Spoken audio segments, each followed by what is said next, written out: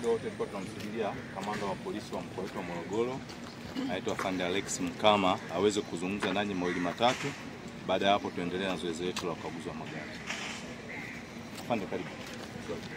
Jamani, habari zenu? Habari za kazi.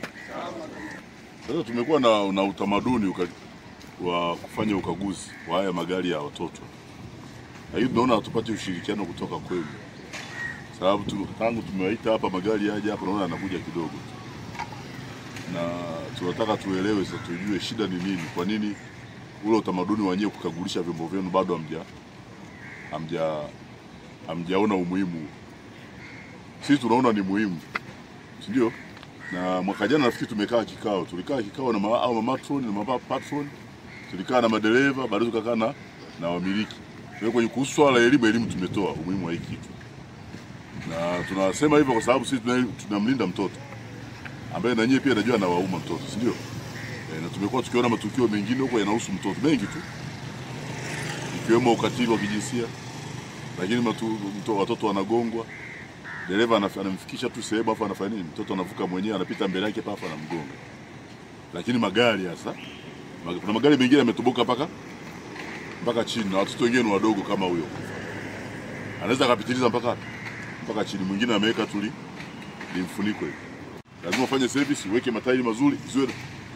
Wakati mwaka jana kuna mmoja alikuja hapa haina hata kitasa tu, yaani kufungua mpaka anazungukia huko, anafunga na kamba mlango, yaani mlango unafungwa na kamba. Sasa hii sio sawa, si ndio? Kwa hiyo gari lazima liwe zuri la watoto.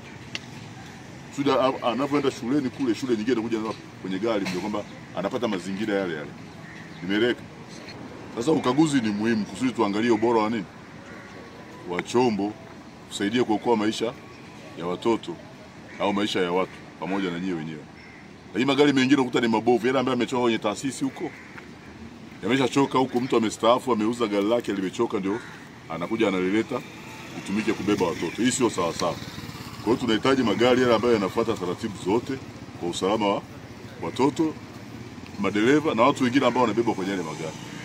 Sawa. Na ukaguzi vinatakiwa kabla shule haijafunguliwa, unakuja unafanya ukaguzi hapa. Lakini mtu mwingine ambaye ni smart hata baada ya kufunga anakuja analiangalia kusudi ajue atengeneze nini, si ndio? Sasa nyinyi mpaka tuwavizie kama mtu, yani mpaka anamwinda nani? Anamwinda pale. Haipashi kuwa hivyo. Sawa? Haipashi. Kwenye mkoa wetu sisi tumejiwekea utaratibu, hatutaki kuona matukio ambayo yanapelekea kupoteza watoto. Wanapotea kwa sababu ambazo tunaweza kuzizuia. Kwa hiyo tuweze kuna nini pamoja, mnakuja hapa unapata elimu au wakaguzi wa magari kama mnavyowaona.